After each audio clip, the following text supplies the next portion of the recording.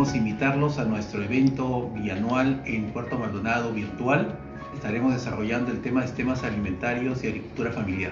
En este eje, buscamos vincular ambas dimensiones a través de la indagación sobre el lugar y los espacios para la agricultura familiar analizados bajo el lente de los sistemas alimentarios. El tema de investigación que he desarrollado es acerca del trabajo de mujeres agricultoras en un contexto de alta conexión urbano-rural en el Valle de Carapomo. La investigación que presentaré busca responder a la pregunta ¿cuáles son las tendencias de la transformación de los sistemas alimentarios en los territorios?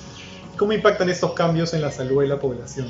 Las transformaciones en el mundo rural evidencian que la dinámica de la agricultura familiar depende cada vez más de sus vínculos con entornos urbanos.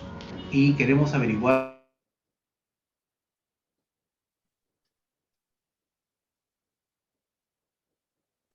cómo es que se organiza, cómo es que se transforma, cómo es que la agricultura familiar contribuye o no con la alimentación, tanto en los espacios rurales y urbanos. Asimismo, invitaría a jóvenes investigadores, entre ellos tesistas y estudiantes, a participar en este tipo de convocatorias para nutrir nuestra formación educativa y la experiencia universitaria. Y la verdad me ha gustado mucho poder trabajar en un equipo interdisciplinario. Creo que este tipo de trabajo no solo ha mejorado mucho el producto final de la investigación, sino que me ha permitido crecer como profesional. El CEPIA es un espacio para la discusión del mundo rural, donde investigadores de distintas disciplinas y con distintas miradas aportan con ideas y con una mirada crítica plantean temas centrales para el desarrollo. Les invitamos a este CEPIA de Puerto Maldonado. Del 6 al 10 de diciembre. Del 6 al 10 de diciembre. Del 6 al 10 de diciembre. No falten, no se lo pueden perder. No falten. No falten. No se lo pueden perder.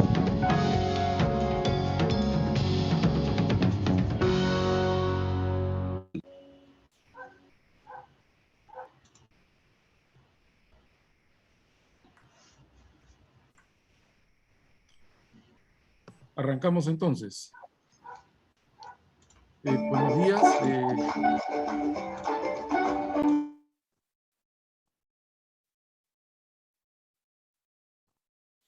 Perdón, Dylan, ¿arrancamos? Me parece que arrancamos. Entonces, estamos iniciando segundo día del CEPIA virtual. Debía ser en Puerto Maldonado, las circunstancias no lo permiten, pero más temprano que tarde vamos a retomar esa linda tradición de encontrarnos para discutir sobre estos temas. Me han honrado con la responsabilidad de moderar esta mesa. El tema, como se acaba de explicar, es el de los sistemas alimentarios. Tenemos la presentación de balance de Carlos de los Ríos, a quien han llamado el balancista. No sé si todo el mundo entiende que se trata del autor de la ponencia de balance. Y vamos a tener comentarios de Rubén, y vamos a tener comentarios de María Fernández, aunque en realidad María va a tener la participación primero y Rubén va a ingresar después. Quiero primero presentarles cómo va a ser el programa. Carlos de los Ríos tiene 40 minutos para hacer su presentación de balance. Luego María y Rubén tienen 15 minutos cada uno. A partir de ahí vamos a tener una respuesta de Carlos de los Ríos por 10 minutos a los comentarios de María y Rubén, y vamos a tener una sesión de preguntas o comentarios del público de 30 minutos. Estas preguntas y comentarios deben referir a la ponencia de balance, porque al final vamos a tener solamente la respuesta de Carlos de los Ríos, nuestro autor de ponencia de balance, hasta por 10 minutos. Por supuesto, pueden también comentar, opinar sobre aquello que hayan comentado a su vez Rubén y María, pero las respuestas finales solo por 10 minutos van a estar a cargo de Carlos. Esa es la indicación central. En ese periodo de preguntas les rogaré concisión, brevedad en el tiempo, y en caso de que sea necesario me puedo tomar la libertad de pedirle por favor acortar una intervención que se esté extendiendo demasiado. Entonces, si estamos todos de acuerdo en cómo vamos a trabajar en esta fantástica sesión, yo paso a presentar al autor de nuestra ponencia central de balance. Carlos de los Ríos es economista por la Universidad del Pacífico en la ciudad de Lima, Perú. Tiene una maestría en Economía Agrícola y de los Recursos Naturales por la Universidad de California, Davis, y tiene otra maestría en Desarrollo Económico y Análisis de Políticas por la Universidad de Nottingham en Inglaterra. Actualmente se desempeña como investigador principal en el Instituto de Estudios Peruanos y es miembro de su consejo directivo para el periodo que va del año 2021 al año 2023. Entonces, sin más trámite y para ir directo a lo que nos ocupa, te pido, Carlos, que hagas por favor tu presentación, como te digo, hasta por 40 minutos. Yo te aviso 10 minutos antes y luego te aviso 3 minutos para cerrar. ¿De acuerdo? De acuerdo. Gracias y adelante. Bien. Muchísimas gracias, Carlos. Voy a poner mi pantalla. ¿Me confirman si se ve todo bien, por favor? Sí, se ve. Bien. Bueno, primero que nada, quería agradecerle al CEPIA por darme la oportunidad de hacer una ponencia de balance en un tema tan interesante y tan importante. Además, les agradezco mucho también por toda la paciencia que me han tenido durante este tiempo. El tema que nos convoca el día de hoy son los sistemas alimentarios y la agricultura familiar. Los términos de referencia que me propusieron fueron principalmente desarrollar un eje que vincule a estos dos conceptos, a los sistemas alimentarios y a la agricultura familiar. Y ahí se plantearon dos posibles entradas: el lugar de la agricultura familiar en el espacio rural y los cambios en los sistemas de producción y patrones de consumo. Y por supuesto las consecuencias que eso tiene tanto para el medio ambiente como para la salud. Tomando un poco como referencia este planteamiento, la ponencia de balance en realidad toca un poco de cada cosa. La ponencia de balance finalmente lo que busca es proponer al enfoque de sistemas alimentarios como el centro de análisis para tener una mirada mucho más comprensiva e integral de las oportunidades que pueden existir para la agricultura familiar. Más aún en un contexto en el que tenemos un medio rural en una constante transformación, así como una importante transformación en los sistemas alimentarios. Y aquí es importante reconocer las importantes transformaciones que han habido en el medio rural desde mediados del siglo pasado y que están vinculadas principalmente a este nuevo conjunto de relaciones urbanos-rurales, como lo planteó Verdegué y otros en el año 2014, pero que básicamente vienen de esta idea de la nueva ruralidad y la pluriactividad, este acercamiento entre ambos mundos que se ha venido dando a un ritmo bastante acelerado.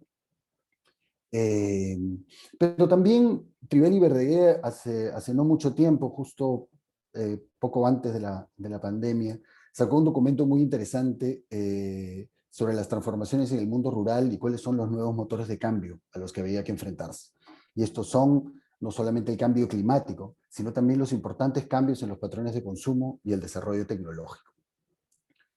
A estas transformaciones en el medio rural, digamos, estas transformaciones sobre los cambios en los patrones de consumo o cambios y transformaciones en los sistemas alimentarios son realmente importantes y muy grandes.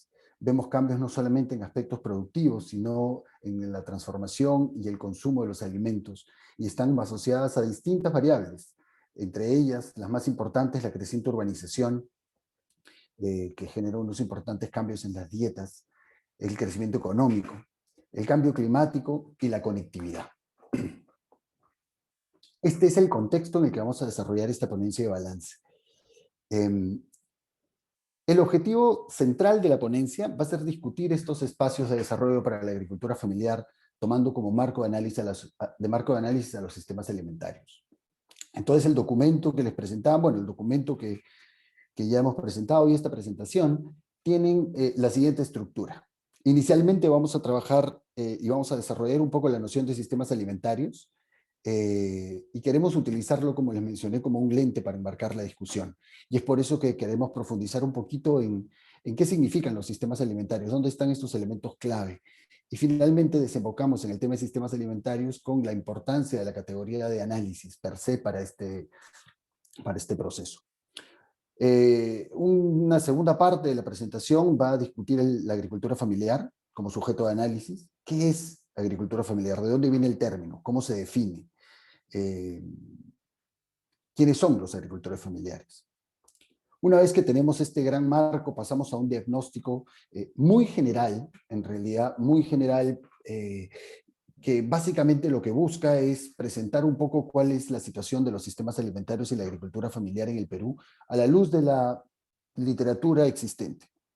Empiezo mencionándoles que en tema de sistemas alimentarios es muy limitada.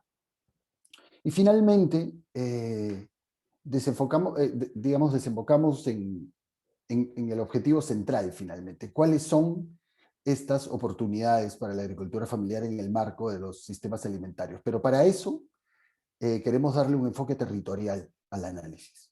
Y ahí es donde se discuten estas oportunidades, estas necesidades de coordinación, este escenario multiactor. Bien. Pues los sistemas alimentarios. La idea de sistemas alimentarios creo que es bien importante. Creo que para definir mejor o entender mejor a los sistemas alimentarios hay que entender bien también a qué nos referimos con sistemas. Y los sistemas en verdad son un conjunto de componentes, interacciones y resultados, donde creo que la noción central para entender sistema es la interrelación, retroalimentación y vinculación entre estos elementos.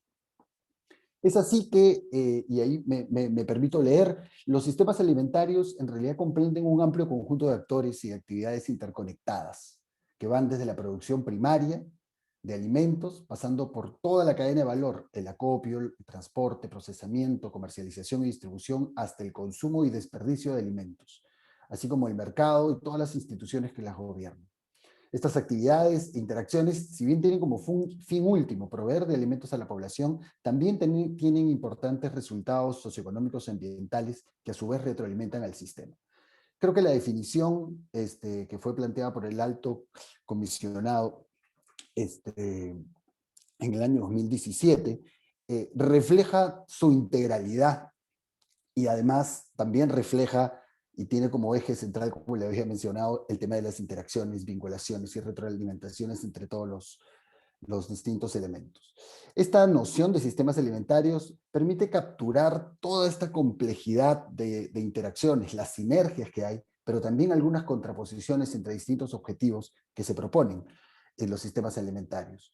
No es necesariamente siempre que todas las actividades e intervenciones van a resultar en actividades socioeconómicas, en resultados socioeconómicos, ambientales o nutricionales deseables.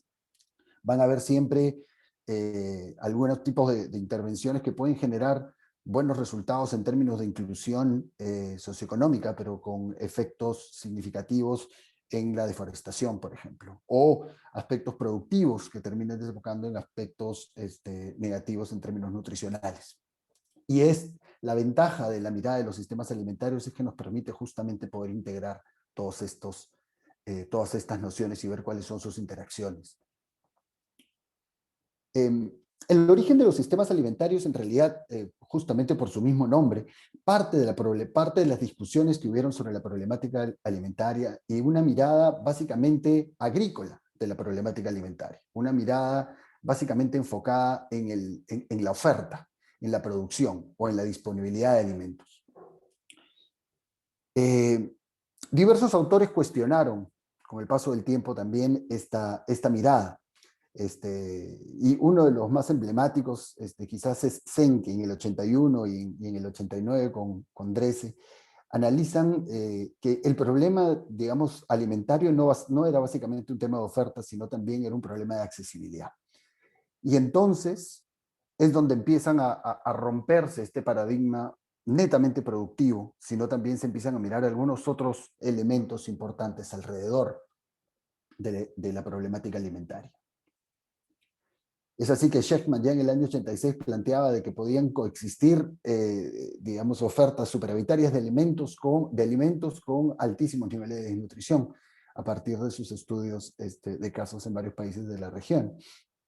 Pero otro elemento que también resultaba digamos, cada vez más importante, era el peso que empezaban a tener la industria alimentaria en el valor agregado alimentario. Es decir, el sector agrícola se veía cada vez más influenciado por algunas decisiones que ocurrían en otros sectores a los que tenía fuertes vínculos. Y es así que florece esta noción de cadenas de valor. Y este florecimiento de la noción de cadenas de valor también da origen a esta suerte de mirada, quizás lineal, pero que empieza entendiendo la producción y los insumos necesarios para la producción a lo largo de todos los espacios, actividades y sectores que son necesarios para que los alimentos lleguen finalmente a los consumidores. Y ese es un espacio muy importante porque es el primer gran paso o la primera idea para poder vincular al consumidor y al productor.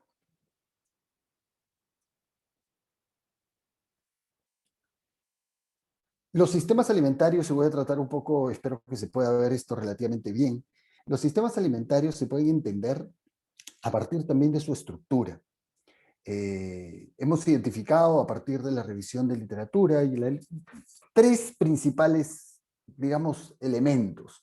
Los componentes propios o centrales de los sistemas alimentarios, los factores externos que interactúan con los sistemas alimentarios y los resultados de estos sistemas alimentarios.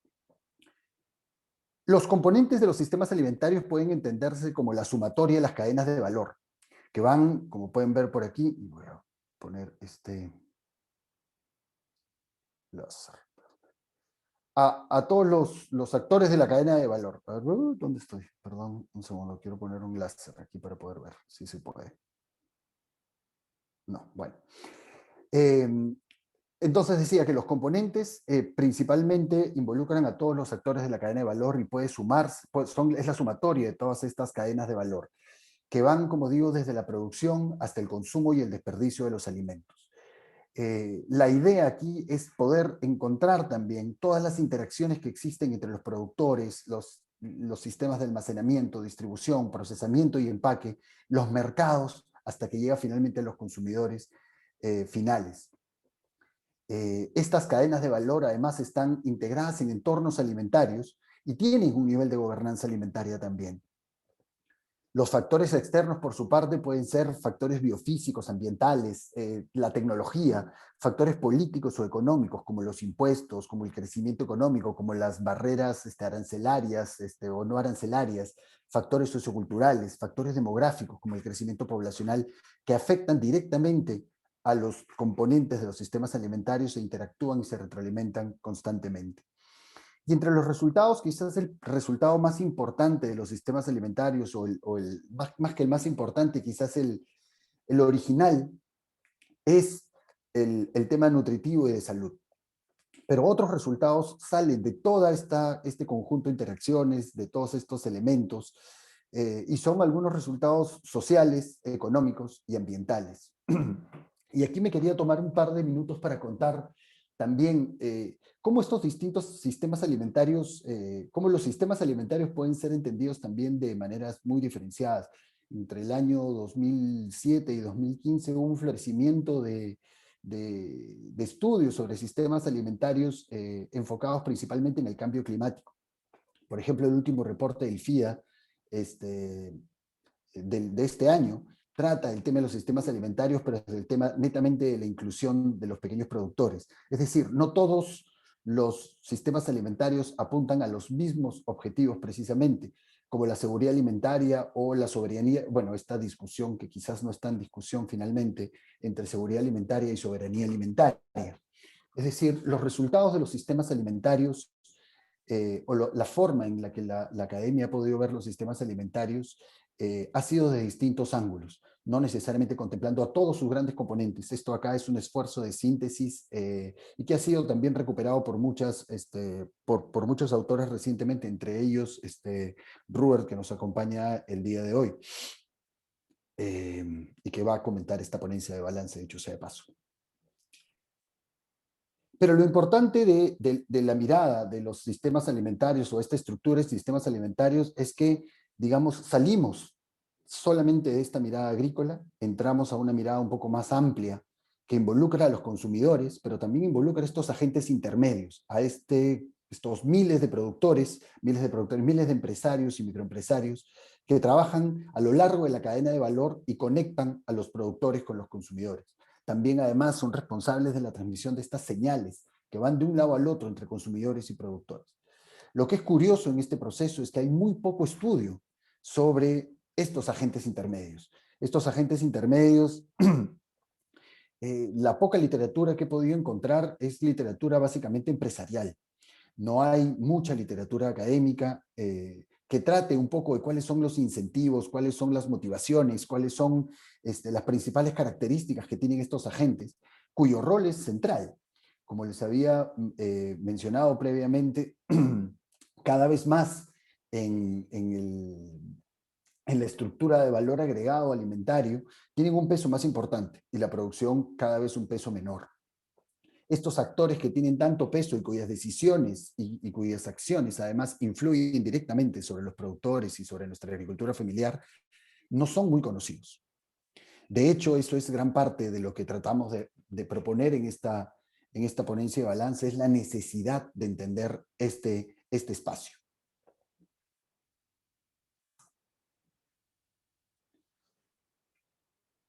La categoría de análisis de los sistemas alimentarios en realidad es central para el análisis de la agricultura familiar, porque nos permite reconocer todo el abanico de actores que interactúan con la agricultura familiar y que interactúan entre sí mismos. Pero lo importante es poder entender en este contexto cómo influyen, cómo afectan a la agricultura familiar, cómo además la agricultura familiar puede interactuar con estos distintos agentes, tomando en consideración todos estos distintos factores externos, tomando también en cuenta que mucho del accionar de la agricultura familiar está muy relacionada también a la nutrición, pero también muy relacionada al medio ambiente. Los desafíos justamente que han habido en términos de nutrición, salud, inclusión y medio ambiente son los que han reanimado el debate de los sistemas alimentarios y su valor además como marco conceptual. Es fundamental la categoría de análisis de los sistemas alimentarios, no solamente porque nos permite esta mirada un poco más amplia e integral, sino también porque nos permite reconocer la retroalimentación y las interacciones que pueden existir también entre las decisiones y acciones de la agricultura familiar y de todos los otros agentes para con la agricultura familiar. Muy importante en este proceso es también poder entender cuál es. Esta categoría de análisis nos permite entender también cuál es la efectividad de los incentivos que se van desarrollando hacia los distintos actores de la cadena y cómo estos influyen en la agricultura familiar. Esta categoría de análisis nos permite entonces una mirada mucho más integral, una mirada de interacciones, una mirada que quizás nos permite salir un poco de una mirada que, si bien en la literatura académica se plantea ya hace mucho tiempo, quizás a nivel de política pública no tanto. Y es por eso también su propia importancia.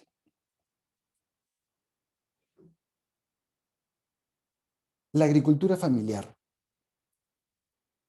La discusión también sobre agricultura familiar es reciente, como la de sistemas alimentarios. Si bien la noción de sistemas alimentarios ya se trabajaba desde los años 60 y 70 inclusive, era todavía una mirada bastante incompleta.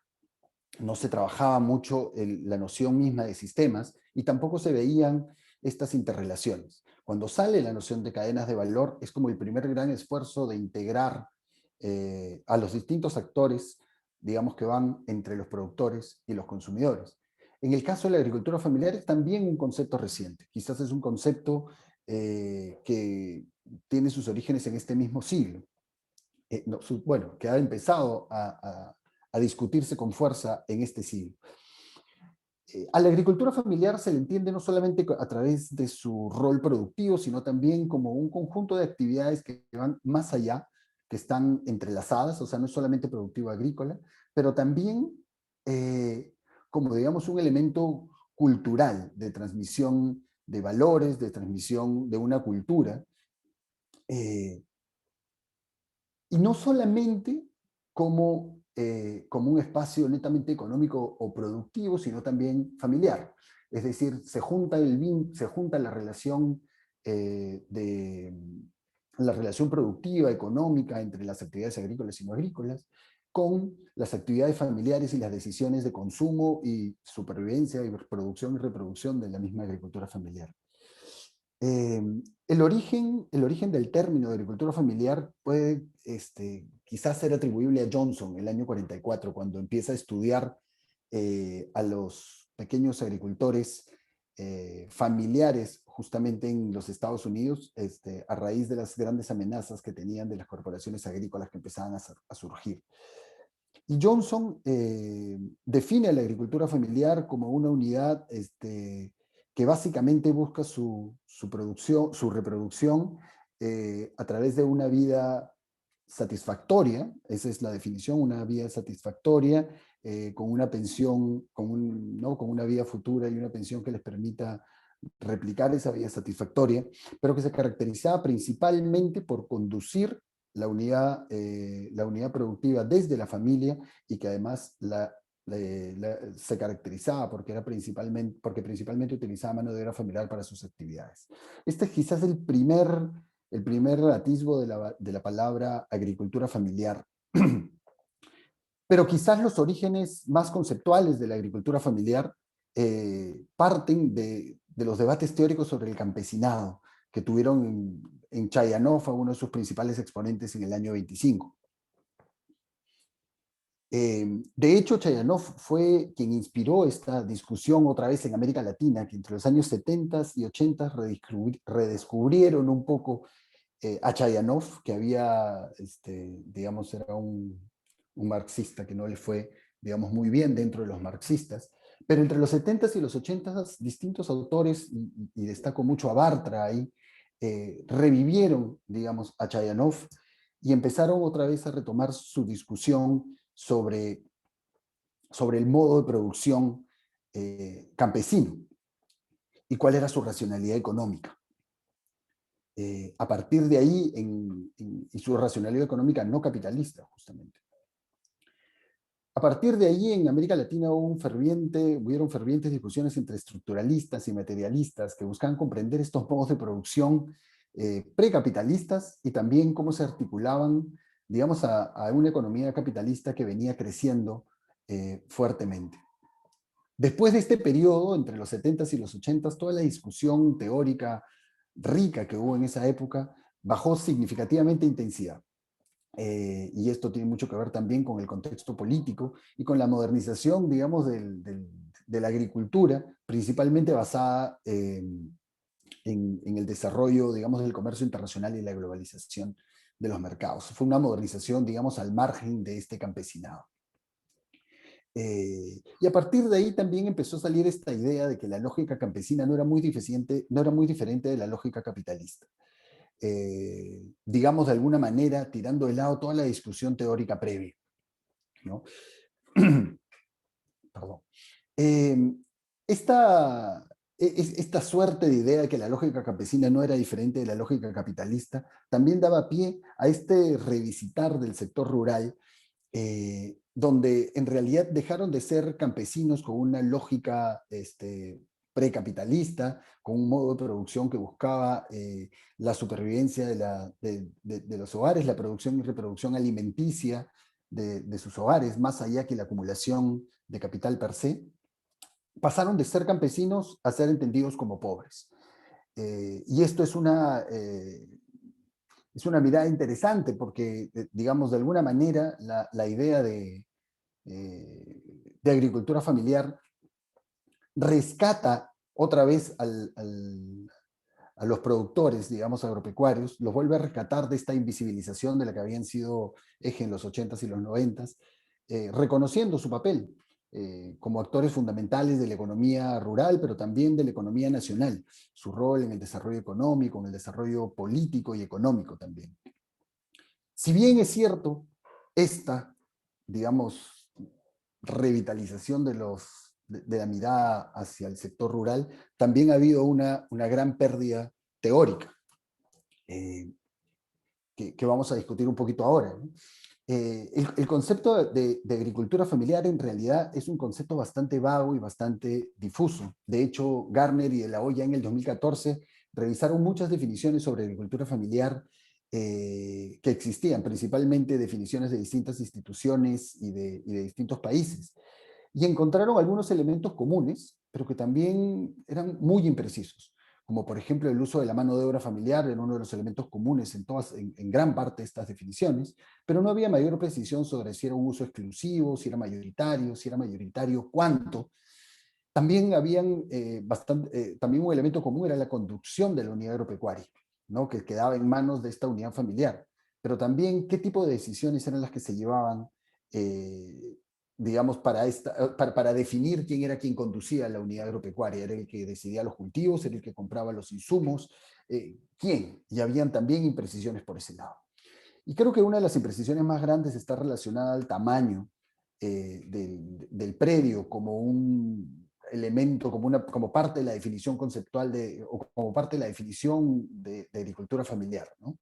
Que de alguna manera parece que como que desviara la atención. ¿Qué ocurre? ¿Cuáles son los puntos de corte para definir qué es agricultura familiar o no? ¿Se mira la unidad de tierra estandarizada o se mira la unidad de tierra tal cual? ¿Qué pasa con los sin tierra? Hay un montón de preguntas que este conjunto de definiciones que analizó Garner y Delao en el 2014 todavía nos dejan. Y otros elementos de la agricultura familiar que también forman parte de esta, que son sus dinámicas económicas y sociales, como les mencioné. Ya Van der Ploeg las planteaba como una forma de organización productiva, de una forma social de organización productiva y de trabajo, donde su reproducción depende de sus recursos productivos, sus decisiones y cómo ellos asignan también la mano de obra. Entonces son un montón de elementos alrededor de la agricultura familiar, pero finalmente terminan siendo todavía muy vagos. Ahí está planteada un poco la definición, digamos, más difundida en los últimos años, que fue propuesta por la FAO en el 2014, y que la considera como un medio de organización de la producción agrícola, forestal, pesquera, pastoril y acuícola, gestionada y operada por una familia, que depende principalmente de la mano de obra familiar, tanto de hombres como mujeres. La familia y la unidad agropecuaria están vinculadas y se desarrollan conjuntamente y combinan funciones económicas, ambientales, reproductivas, sociales y culturales. Es una definición que sí ha tenido mucho consenso político, pero también tiene una importante ausencia de un marco teórico, digamos, que permita su representación adecuada, que te pueda decir qué cosa es lo que incluye y qué cosa es lo que no incluye. Y eso lo vamos a ver a lo largo de la discusión sobre agricultura familiar, porque dependiendo de cuáles sean los criterios que se utilizan, es como finalmente, es cómo se califica, cómo se cuantifica la agricultura familiar, se identifica dónde está, se identifica quiénes son, cuáles son sus características. Esa falta de precisión genera muchos límites para el análisis. No obstante, sí hay un importante consenso, como dije, político, y hay una nueva mirada hacia la agricultura familiar, un revisitar a este espacio que es tan importante para el desarrollo de nuestros países. Ya Díez en su ponencia de balance justamente para el CEPE en el 2014, planteaba de alguna manera revisitar las bases conceptuales del campesinado a la luz de estas nuevas transformaciones que había en las sociedades rurales en un contexto de nueva ruralidad y pluriactividad. De alguna manera, quizás, y esta es una interpretación mía, aludiendo a que esta noción de agricultura familiar todavía generaba muchísimas dudas y que sigue generando muchas dudas. Y que quizás era muy importante, en vez de profundizar en esta suerte de definición ambigua de agricultura familiar, profundizar en estas bases conceptuales, revisitando un poco la idea de los 70s y los 80s y volviendo a enriquecer este debate teórico, pero ya a la luz de estos importantes cambios.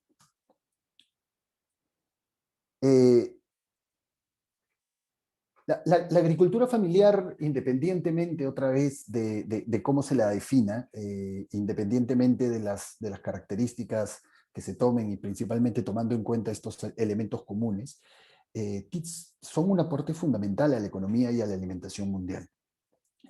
Si bien hay muchas dificultades para operacionalizar el concepto, algunos datos que me parecen claves. Es como representa aproximadamente al 90% de las unidades agropecuarias totales.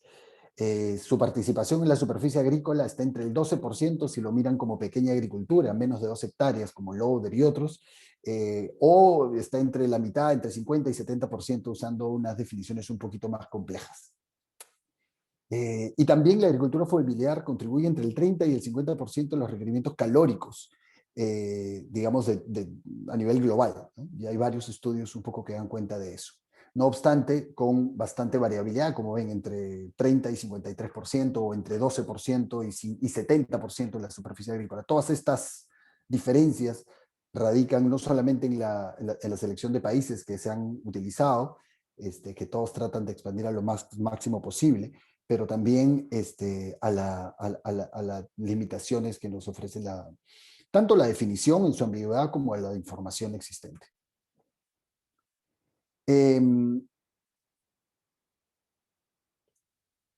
Si bien hay mucha ambigüedad en la noción de agricultura familiar, todos llegamos al acuerdo en que la gran mayoría de productores o de unidades agropecuarias puede ser englobada bajo la lógica de agricultura familiar. Es así que se plantea, es así que se reconoce primero esta enorme diversidad y heterogeneidad, pero también esto permite la idea de poder encontrar algunos segmentos homogéneos donde estos distintos segmentos puedan ser atendidos, puedan tener distintas necesidades y puedan, por lo tanto, desembocar en políticas diferenciadas para atender estos distintos segmentos.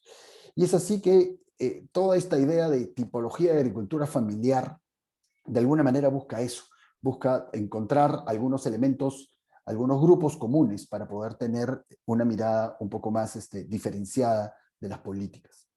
Ahora, toda esta discusión sobre la tipología de agricultura familiar tiene su origen en el análisis de la estructura agraria, que justamente estaba basado en entender estos diferentes modos de producción.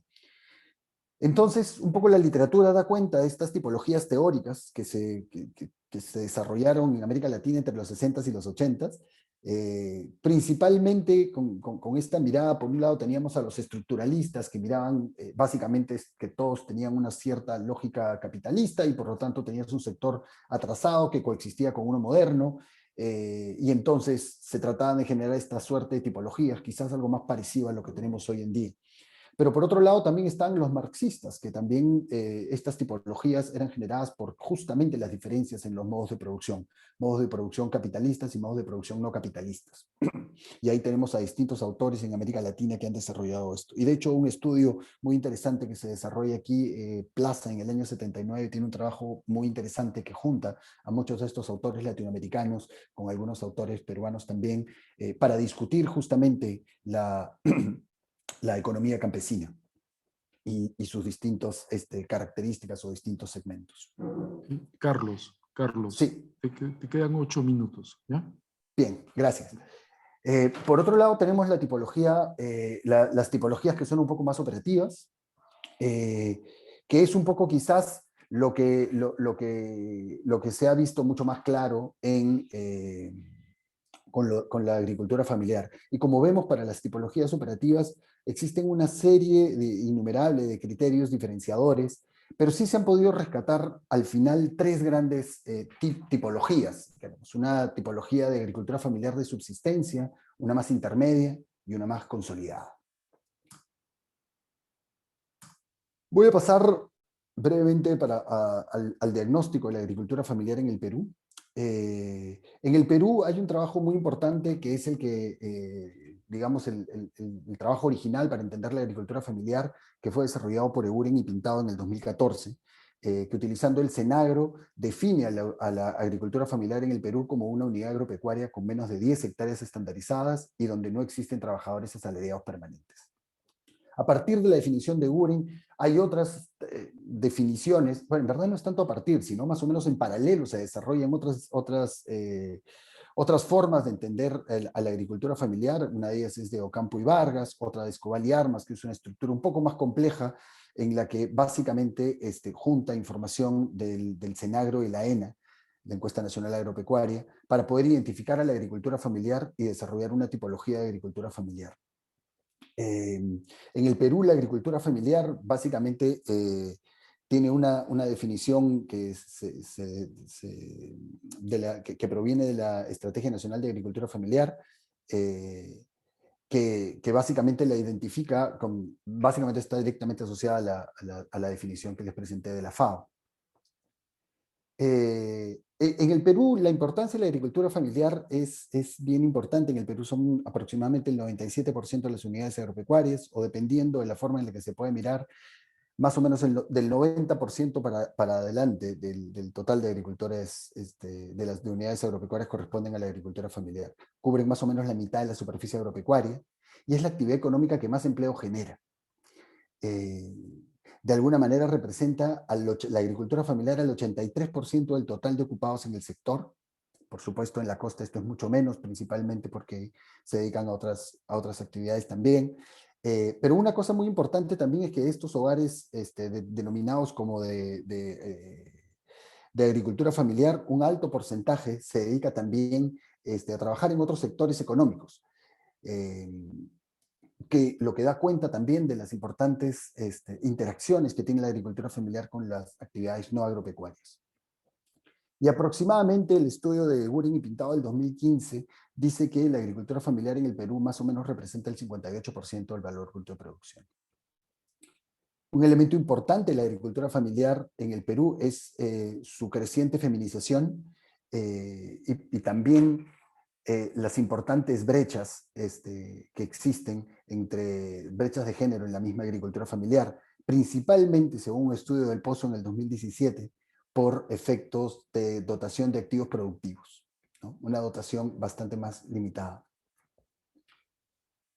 La tipología de agricultura familiar en el Perú también ha tenido una evolución muy importante, desde el estudio de Gurin y Pintado en el 2014 hasta el estudio de Escobar y Armas, que utilizando justamente la encuesta nacional agropecuaria y el censo nacional, pudieron definir a la agricultura familiar de subsistencia como aquella cuyos ingresos netos agropecuarios están por debajo de la línea de pobreza extrema. A la agricultura familiar en transición, aquella que se encuentra, digamos, entre la línea de pobreza extrema y quizás un límite de vulnerabilidad que es 2.4 veces la línea de pobreza, y aquella agricultura familiar consolidada cuyos ingresos netos agropecuarios están por encima de estos niveles. Esta misma definición fue usada luego por Forti y Espinosa, que actualizaron, digamos, el estudio de Escobar y Armas con nueva información. Nuestra agricultura familiar y su tipología da cuenta de un sector bastante, digamos, con una participación muy importante de mujeres, un sector que cada vez va envejeciendo más y más, un sector muy indígena, con muy poco nivel educativo, donde además encontramos nosotros también importantes brechas de acceso a servicios públicos, importantes brechas de infraestructura y una concentración de las tasas de pobreza. Por su parte, los sistemas alimentarios en el Perú, diversos estudios dan cuenta que los sistemas alimentarios digamos, cubren un amplio espectro de la economía. Aproximadamente un tercio de los peruanos trabajan en los sistemas alimentarios, de los cuales casi las 2/3 partes en el sector productivo y un 21% en la comercialización. Distintos estudios, usando distintas metodologías, dan cuenta de que la contribución directa de los sistemas alimentarios al PBI va entre el 11 y el 30%, lo que sugiere importantes diferencias, ¿no? En que la metodología te puede marcar diferentes cuestiones. En el Perú, finalmente, los sistemas alimentarios, digamos, podemos calificarlos o podemos entenderlos a partir de la dinámica productiva, por ejemplo, de la dinámica también de los agentes intermedios y de los cambios en los patrones de consumo. En términos de producción, lo que hemos observado en la agricultura en el Perú es un importante dinamismo, principalmente movido por la costa, donde además las actividades no agropecuarias han venido cobrando mucho más peso. Y aquí quisiera hacer una pequeña nota sobre el nuevo mapa nacional de la superficie agrícola, porque mucho de lo que ha ocurrido también es un aumento de la superficie agrícola, si uno hace el análisis intercensal. Pero en el año 2020, a finales del año 2020, sale el nuevo mapa nacional de la superficie agrícola, que da cuenta de la existencia de 11.6 millones de hectáreas, casi un 40% más de los 7.1 millones de hectáreas que se habían identificado en el SENAGRO. Las consecuencias de esta de este nuevo mapa y de este importante cambio en la superficie agrícola, son importantes para entender la estadística nacional y ver qué es lo que está ocurriendo también con la agricultura familiar, que es un pedazo muy importante. Sobre los agentes del centro en esta cadena de valor, solamente puedo mencionarles que hay muy poca literatura al respecto, y estos son los principales agentes de transmisión de señales. Lo que sí podemos saber es que hay un creciente acercamiento entre este mundo urbano y rural y ha generado una proliferación de estos agentes intermedios, estos agentes que se dedican al transporte, acopio, procesamiento de alimentos, transporte, etc. Y que además ha permitido también el surgimiento de varios mercados mayoristas y de productores a nivel nacional. Hay siempre distintos estudios más del sector público, como el del MINCETUR, da cuenta de los importantes cuellos de botella en el transporte. Y también hay muchos estudios un poco más, por ejemplo, de la Agencia de Desarrollo para los Estados Unidos, de la importante transformación en los sistemas de comercialización de alimentos y esta suerte de revolución de supermercados, que da cuenta Reardon, pero que en el Perú, si bien ha sido importante, todavía tiene una muy baja participación. Pero es una participación bastante fuerte igual. Y es importante reconocer su importante crecimiento en los últimos años. Carlos, Me se quedan nos unos ha pocos acabado el minutos. tiempo, un par de minutos para cerrar, ¿ya? Sí, dame unos pocos minutos, por favor. Voy a pasar Ya para ir cerrando, sí. Okay. Así es. Voy a profundizar con tres temas importantes que quería mencionar y creo que, Carlos, dame un par de minutos más para cerrar con la idea final, por favor. Dale. Sí. Lo que hemos encontrado nosotros en el caso peruano son importantes resultados en términos de nutrición. Hay una reducción en la desnutrición y en la anemia. Sin embargo, hay un creciente problema de sobrepeso y obesidad que también afecta significativamente a los niños. Y un elemento que es bien importante y que fue, digamos, recientemente, digamos, en una nota del MINSA en los últimos 3 años, si no me equivoco, que más o menos $8.000 millones es el gasto público digamos, el gasto público en salud asociado directamente a enfermedades provenientes del sobrepeso y la obesidad. No solamente los costos son además monetarios, sino también hay costos indirectos, como el absentismo laboral, como la baja productividad y también problemas en la calidad de vida asociados directamente a estos nuevos problemas de sobrepeso y obesidad. Es decir, si bien hemos encontrado una reducción en la desnutrición y en la anemia con importantes brechas urbanos-rurales, encontramos importantes nuevos problemas de sobrepeso y obesidad que afectan a nuestra realidad. En términos de inclusión, sí hemos encontrado también lo que ya todos conocemos sobre la importante pobreza en el sector rural. Y en términos medioambientales, un elemento muy importante aquí para tomar en cuenta también es el alto índice de vulnerabilidad al cambio climático que hay en la costa por el recurso hídrico y en la sierra porque muy probablemente vayamos a tener que enfrentarnos a un cambio en la matriz de cultivos. Pero la intensificación de la producción y el monocultivo sí ponen un importante riesgo en los distintos ecosistemas y agrobiodiversidad de nuestro país. El año pasado nomás la deforestación superó las 200.000 hectáreas, por ejemplo. Y una gran parte de esta deforestación es atribuible a la agricultura. Quiero cerrar la ponencia con dos grandes temas que quería tocar. El primero es la idea de desarrollo territorial como un espacio para poder discutir el rol que tiene los sistemas alimentarios como una oportunidad para el desarrollo de la agricultura familiar. El desarrollo territorial no solamente se puede entender a través de la transformación productiva, sino también institucional del espacio rural. Y esta idea de desarrollo territorial nos permite territorializar justamente la noción de sistemas alimentarios, aterrizando un poco políticas específicas para cada territorio según sus características, pero según también características de la población que lo habita. En ese sentido han habido algunos esfuerzos para conocer mejor el territorio como punto de partida. El trabajo de Forti Espinosa en el 2020, creo que es en el 2020, y el de Maruyama en el 2018 son importantes avances en ese sentido. Y ahí se trabaja mucho esta idea también de intervenciones secuenciales o de modelos de graduación, como lo que plantea Banerjee en el año 2015, pasando de, digamos, la inclusión al fortalecimiento de oportunidades y a la consolidación de oportunidades productivas. ¿No? Este fortalecimiento de oportunidades basado en la dotación de activos y su productividad Y la consolidación basada en la transformación productiva, que requiere ya de importantes inversiones en temas de bienes y servicios, donde el principal cuello de botella termina siendo siempre la articulación de todos los actores. Este mapa que ven aquí a la derecha es resultado del trabajo de Forti Espinosa, que básicamente caracterizan al territorio nacional sobre la base de la estructura del territorio, ¿no? Su accesibilidad, pero también su estructura productiva. Y esto es un modelo muy importante porque finalmente nos permite entender el territorio. Acá está visto desde el punto de vista, digamos, de los distritos, pero uno puede profundizar al interior de los distritos porque esto es información geoespacial. Entonces te permite entender inclusive los distintos corredores económicos y sus características de accesibilidad, sus características productivas, entre otros. Hay dos elementos más que quería discutir. El primero de ellos está relacionado a las políticas de impulso a la agricultura.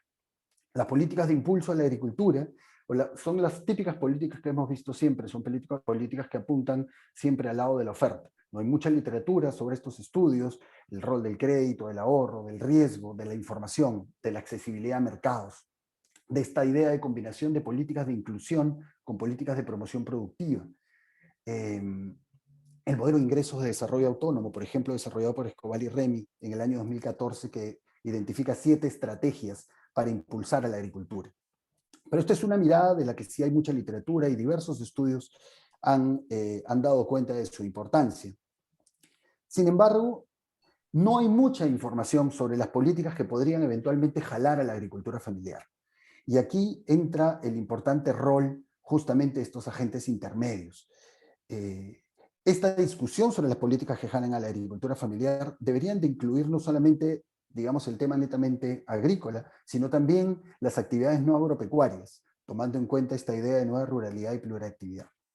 Este enfoque de sistemas alimentarios no solamente toma en consideración este nuevo enfoque de la nueva ruralidad y la pluriactividad, sino que también permite ampliar el espectro de oportunidades para la agricultura familiar. La idea de desarrollo de entornos habilitantes de Trivelli, de Lifpri, de Jean-Brice Sadoulet, que no solamente es, no es solamente, digamos, políticas activas a la agricultura familiar, sino también el desarrollo de infraestructura, incentivos y oportunidades económicas en el territorio, donde los agentes intermedios tienen un rol fundamental para la creación de oportunidades. Hoy en día ya estos agentes intermedios representan el 25% del empleo rural y además es un empleo rural concentrado principalmente en la empleabilidad de las mujeres y los jóvenes también, que son, digamos, los grandes agentes de cambio en este proceso. Carlos, de verdad necesitamos con que vayas esto termino, sí. Sí, gracias. Sí, aquí tengo una más y se acaba. Gracias. Okay. Y disculpen por la extensión. Finalmente, estas políticas que jalan a la agricultura familiar es en lo que llamaría de alguna manera de Jean-Brice y Sadoulet como estas políticas, digamos, que apuntan a la demanda, donde lo que se busca fortalecer son justamente estas cadenas de valor. Aumentando la eficiencia de la cadena de valor, no solamente se jala a la agricultura familiar en términos productivos, sino también que se jala a los agricultores familiares hacia actividades no agropecuarias, sea a nivel del empleo o a nivel, digamos, a nivel de su rol como empresarios. Más allá de un punto que podría tocar después quizás, quisiera solamente cerrar la ponencia con la agenda pendiente. Y siento que uno de los importantes puntos en esta agenda pendiente es la discusión sobre la noción de agricultura familiar. Y yo me quedo de todas las discusiones que hay sobre el tema con esta idea que propuso Alex, que es revisitar este concepto campesinado a la luz de esta nueva ruralidad y pluriactividad. Principalmente porque la noción de agricultura familiar es una noción todavía muy vaga, aunque otra vez lo menciono con un fuerte componente de, digamos, acuerdo político. Y es creo que finalmente esta idea de sistemas alimentarios nos da estos enfoques más holísticos e integradores que nos permiten mirar cómo distintos incentivos y distintas acciones afectan de manera diferenciada a todos los distintos actores y actividades alrededor de los sistemas alimentarios, con distintos efectos también sobre nuestros agricultores familiares. Y en tal sentido, para entender un enfoque mucho más holístico, la multidisciplinariedad es una vía fundamental para poder capitalizar sobre esta noción de sistemas alimentarios. Y eso es algo que no hay mucho en la literatura. Se dice mucho de su necesidad, de su urgencia, pero no dice mucho de cómo hacerlo. Tampoco es cierto que hay muchos estudios multidisciplinarios alrededor de esto. Llama la atención también la ausencia de estudios sobre los agentes intermedios y su rol como transmisor de señales entre los consumidores y productores. Llama la atención que no se sabe cuáles son, digamos, quiénes son, cuáles son sus motivaciones, cuáles son sus intereses, cuáles son aquellos incentivos que pueden funcionar con ellos. No se conoce nada sobre estos agentes intermedios y son fundamentales y cada vez crecen más y su peso en el valor de los alimentos es cada vez mayor. Y si bien todo esto suena como algo interesante, estas políticas que jalan a la agricultura familiar, donde no necesariamente nos enfocan en el agricultor familiar, sino en todo este entorno habilitante, no hay mayores estudios alrededor de esto. Hay estudios sobre las cadenas de valor, pero solamente ahí. No sabemos cuáles son estas políticas, finalmente cuáles son las que funcionan, hasta qué punto funcionan y cuáles son las más eficientes. Les agradezco mucho, me quedé con algunas cosas en la cabeza, pero espero poder responderlas después. Muchísimas gracias y gracias, Carlos, por la paciencia. Gracias a ti por la presentación tan estimulante, pero sí, nos hemos pasado del tiempo algo. Vamos a ver cómo lo recuperamos después.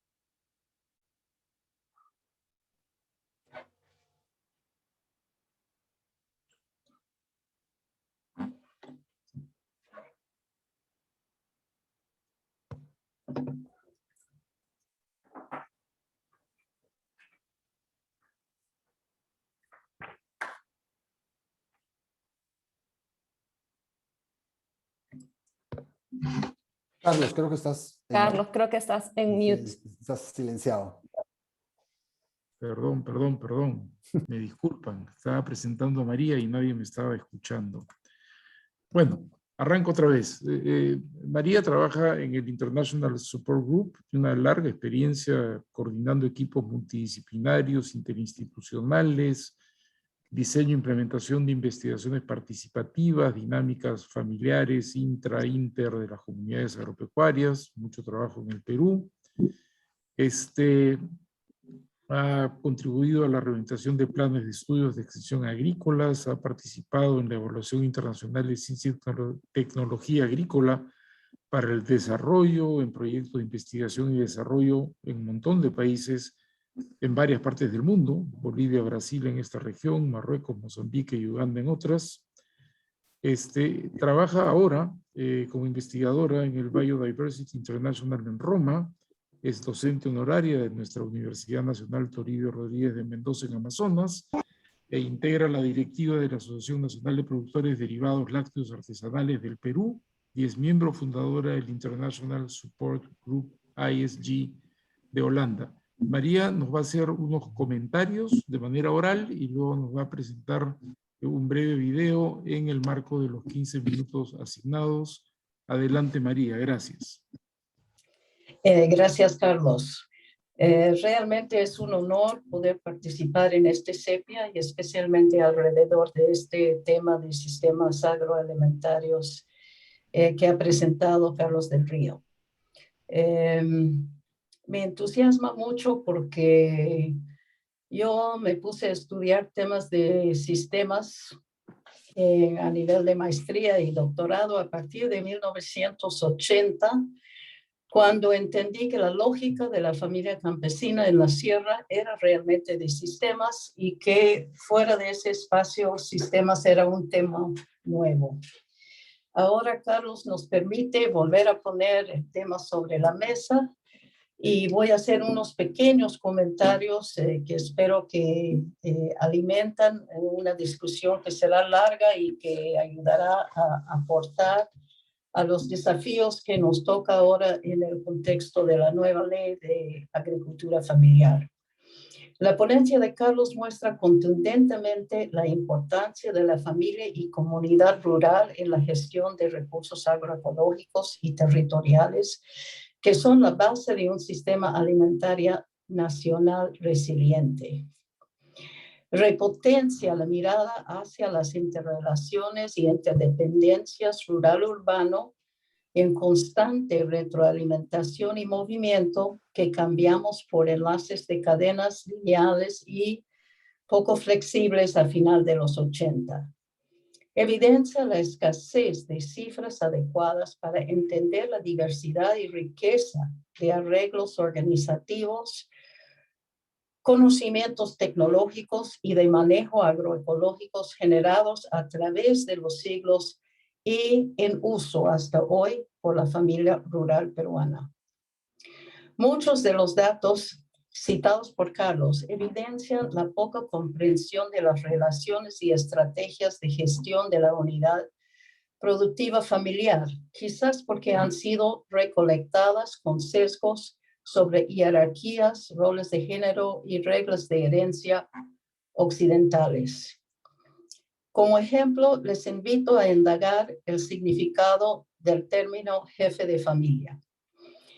En las muchas familias agropecuarias andinas que he conocido a través de los años, ambos mujeres y hombres han contribuido tierra y animales al formar su nueva sociedad familiar agropecuaria. La mujer, educada por su madre en la ganadería, toma la responsabilidad de manejar el hato ganadero y animales menores, salvo los vacunos que sirven para arar la tierra. El hombre, con su conocimiento aprendido de su padre, de clima, suelo y cultivos, maneja la agricultura en las tierras de ambos. Mujer y hombre laboran lado a lado, pero ninguno es propiamente obrero ni propiamente jefe. Ambos son especialistas en las áreas productivas a su cargo. Este ejemplo es, en el mejor de los casos, reduccionista. Sin embargo, creo que arroja una débil raya de luz sobre un tema mucho más extensa y compleja. Sin embargo, pregunto, ¿será posible que el carácter de la información a disposición que guíe programas orienta la información y capacitación a hombres y algunas veces hacia las mujeres, desbalancea las relaciones de poder y negociación internos a la familia agropecuaria? Otra pregunta, ¿será que al no reconocer que mujeres y hombres son co-socios en la gestión del sistema agropecuario familiar, facilitamos el empobrecimiento del capital humano y de las estrategias de manejo y gestión de los recursos a su disponibilidad? Carlos nos desafía a reorientar nuestra perspectiva en cuanto a la gestión y uso de recursos, conocimientos y relaciones internas a la sociedad agropecuaria familiar y con la comunidad campesina o rural, volviéndolo sistémica. Creo que como investigadores sería emocionante asumir el reto de crear más oportunidades para diálogo investigativo con mujeres y hombres gestores de los diversos modelos de agricultura familiar en la selva, sierra y costa de nuestro país, aprovechando métodos participativos como mesas de diálogo, grupos locales, visiones del futuro, entre otros. Sospecho que solo así podremos incrementar nuestra comprensión, conocimiento y portafolio de ideas para acciones y estrategias, aportando al diseño de programas que potencializan desde el territorio el sistema agroalimentario nacional. Pero, afortunadamente, no comenzamos de cero. Desde los años 90, proyectos de revitalización de la agricultura familiar campesina, llamado en esa época, con enfoque sistémico, han tenido éxito en el Perú y son modelos a nivel internacional. Cito en particular el proyecto Pachamama Raimi de 1990, financiado por ICO Holanda en Sicuani, que sirvió como modelo para el programa Marenas, que a partir de 2002 fue ejecutado en Ayacucho y Huancavelica y financiado por FIDA, por el Fondo Internacional de Desarrollo Agrícola. Y a partir de 2014 existe con mucho éxito el programa CIA, financiado por el gobierno de Bélgica en Huánuco. Así que para animar el camino adelante que nos ha trazado Carlos, con una perspectiva histórica muy rica, cierro con sabor a posibilidad.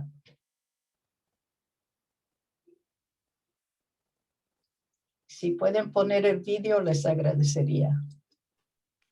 A ver, lo esperamos con interés.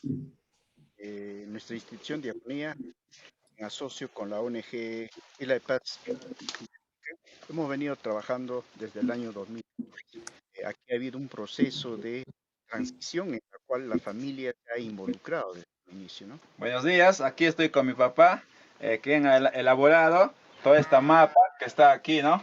Y ahora vamos a ver en la chacra o en el campo. Uno de los principios de la agroecología consiste en la diversificación de los cultivos, pero dentro de ello también tenemos que hablar ya de 3 dimensiones.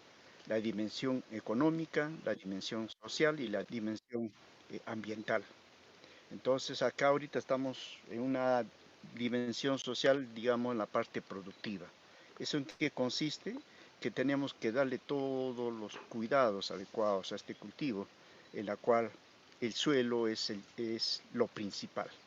Entonces, en este proceso de reconversión se ha ido dejando poco a poco lo que son los insumos sintéticos y se ha reemplazado por los abonos orgánicos. Ya la familia ha empezado a elaborar sus propios insecticidas, su biocida, algunos productos alternativos a lo convencional.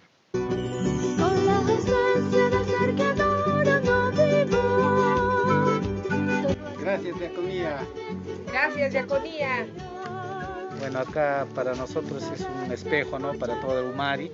Y la diversificación de cultivos, eso es lo que se espera. Se hace rotación de cultivos, se hace un buen aprovechamiento del recurso hídrico que es el agua. Entonces, se crea un microclima especial. Pero también esto nos permite aprovechar al máximo las áreas de producción, ¿no? Aprovechamos en conjunto todo lo que nos puede brindar la naturaleza. Felicitar al usuario participante, quien con mucho esmero ha podido diversificar su chacra, ha podido diversificar toda su parcela entre frutales, entre todos los espacios para poder hacer cercos vivos para el bienestar, ¿no? Eso es la agroecología. Y para el agricultor lo principal es el suelo. El suelo es el eje. Si tú ese suelo lo estás volviendo productivo, lo estás mejorando, eso implica de que ese suelo que estaba dependiente de los agroquímicos, de los fertilizantes sintéticos, va teniendo nuevas especies, microorganismos, en la cual van mejorando, y eso se ve en la sanidad del suelo, en la sanidad de la planta, ¿no? Nos encontramos aquí en mi caserío de Mantacocha y a la vez en mi chacra agroecológica que ustedes están observando aquí. Al parecer está muy hermoso porque tenemos variedad de productos. Como tenemos beterraga, zanahoria, también está el culantro que ya está saliendo de la tierra. Por aquí, tenemos espinacas, aquí, también tenemos acelgas, perejil, cebolla, oréganos y también que está ahí en hierbas para hacer nuestra agua hervir. Hierbas aromáticas también. Sí, hierbas aromáticas. Porque es muy bueno cultivar agroecológico. Tienes productos sanos, así no te causan enfermedades a tu cuerpo, porque consumes lo nuestro. porque en la chacra ya no es necesario ir al mercado a comprar, ¿no?, con esos productos que están llenos de agroquímicos. En cambio, lo que cultivo yo es producto orgánico y lo llevo directo a mi cocina, ¿no?, para consumir con mi familia. La familia es el eje principal. Por más que le hayas dando asistencia técnica, le estés sensibilizando, si la familia no se empodera, yo creo que esto fracasa. Y vemos que este proceso de transición que ha ocurrido, y ahora podemos decir que la familia sí ha logrado la diversificación. Acá tienen más o menos algo de 40 especies.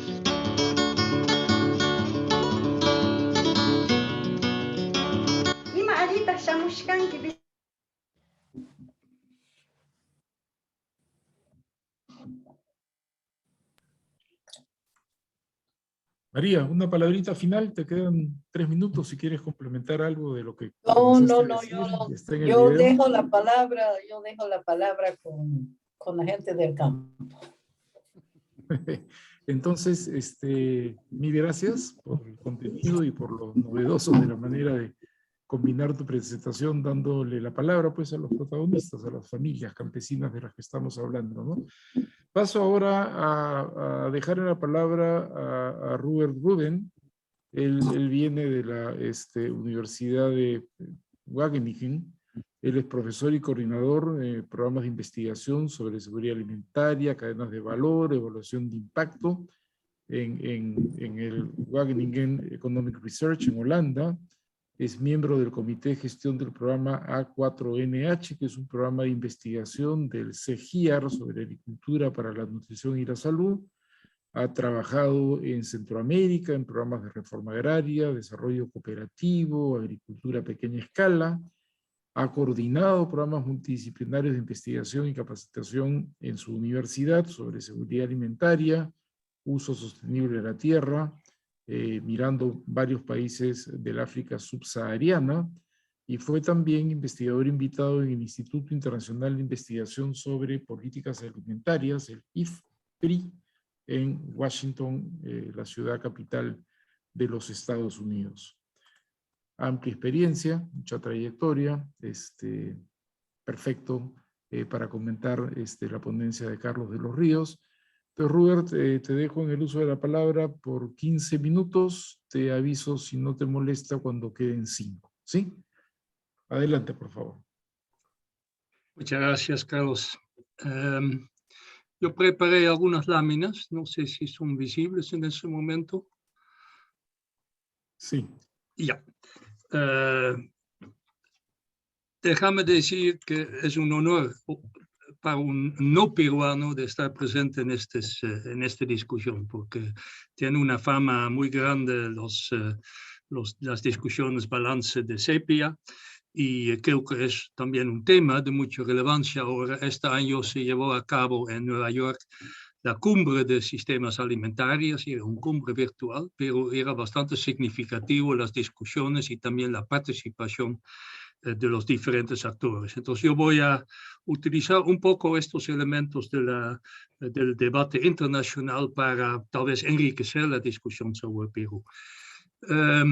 Carlos nos ha dado una presentación muy rica, bastante completa, diría yo, una buena conceptualización del sistema alimentario, y también algunas conclusiones y implicaciones que son de todo relevante, que no voy a repetir, pero aquí he juntado un poco algunos elementos que me parecían muy importantes y que lo voy a tocar también. Carlos nos ha explicado sobre la vulnerabilidad del sistema alimentario, que es muy grande, más grande ahora que antes, sobre el problema de la asequibilidad, costos de los alimentos. Ha hablado también de la diversificación y también el video de María ha dado ciertas informaciones al respecto y ha terminado su discusión, Carlos, con una propuesta, pongamos, de políticas diferenciadas a nivel regional. Y no tengo mucho que añadir ahí, pero quisiera intentar enriquecer un poco el debate con un punto de vista que va más allá de la producción campesina y que trata de incluir también el aspecto de la nutrición campesina. y la nutrición urbana, porque creo que los dos están relacionados. Y hay 5 temas que voy a tocar brevemente. Aquí está mencionado. La triple carga, también fue mencionado por Carlos, pero ¿qué implica la triple carga de malnutrición? ¿Cómo están vinculados producción y consumo? Creo que es un tema no resuelto todavía. A la par de la tipología de productores, tal vez necesitamos ahora una tipología de consumidores, por lo menos eso es mi propuesta a ustedes. La asequibilidad de alimentos y el papel de los intermediarios, como Carlos también lo mencionó, y al final un poco ideas de políticas agrarias. Y muchos de estos elementos los retomo del informe de FIDA de este año, que fue escrito bajo mi coordinación sobre la transformación de sistemas alimenticios desde el punto de vista de la prosperidad rural. Entonces, estos son un poco las cifras peruanas como que yo lo he podido recoger sobre producción, nutrición y pobreza. Y hay un par de elementos que tocan la atención. En primer lugar, el índice de pobreza realmente tiene una reducción casi espectacular, ¿no? Durante los últimos 20, 25 años. Esto no significa que ya no hay pobreza. La verdad es que todavía hay más de 10 millones de habitantes del país que viven en pobreza según las cifras y las calculaciones del Banco Mundial.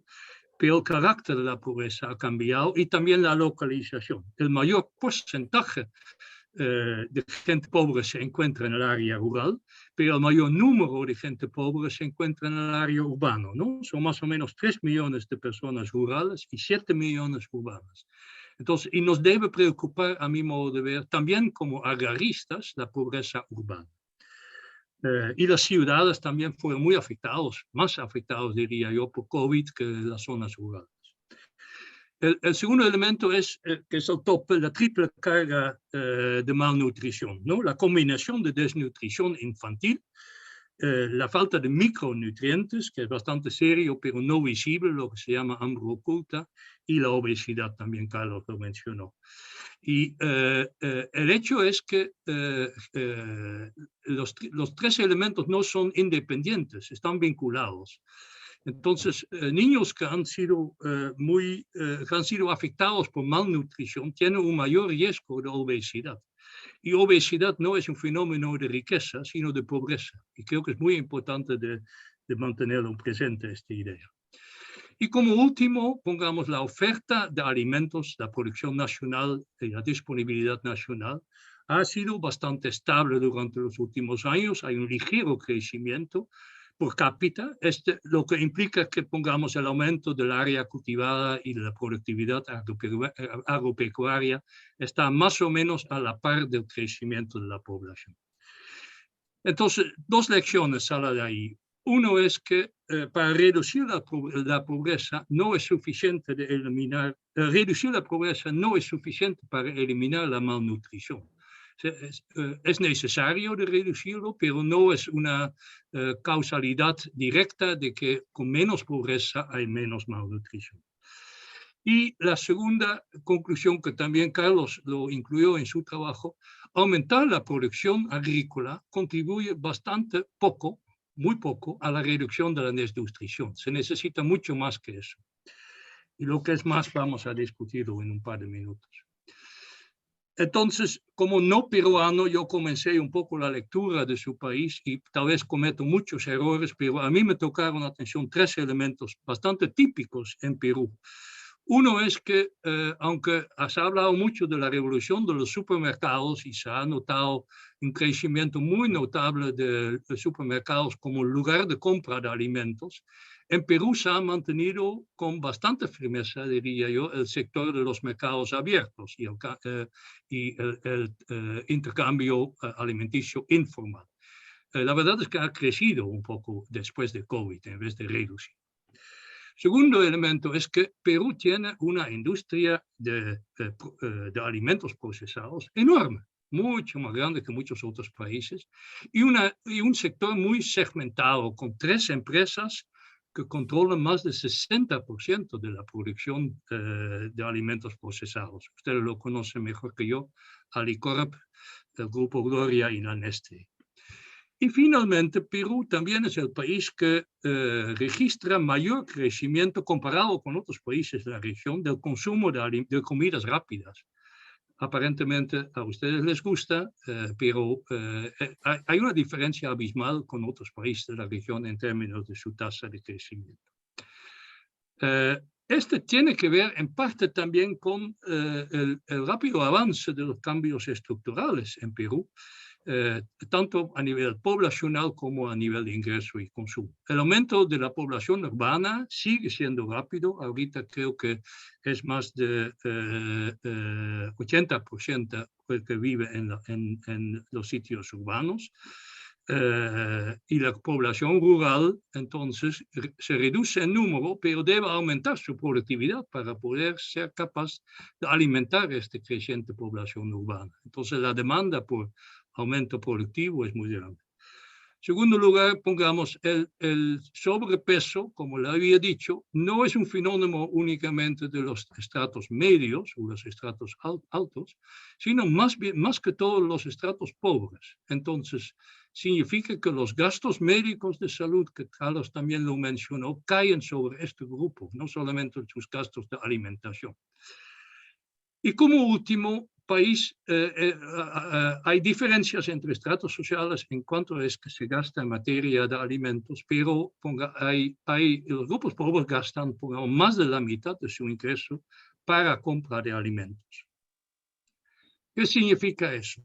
En primer lugar, pongamos, el aumento de la pobreza significa que hay un cambio, pongamos, en la demanda de alimentos. Los grupos pobres buscan alimentos más baratos. Y lamentablemente los alimentos más baratos contienen más calorías y pocos nutrientes. Entonces no son muy favorables para el aspecto de salud. Y se nota también de que la obesidad en Perú no solamente es un fenómeno urbano, sino también rural.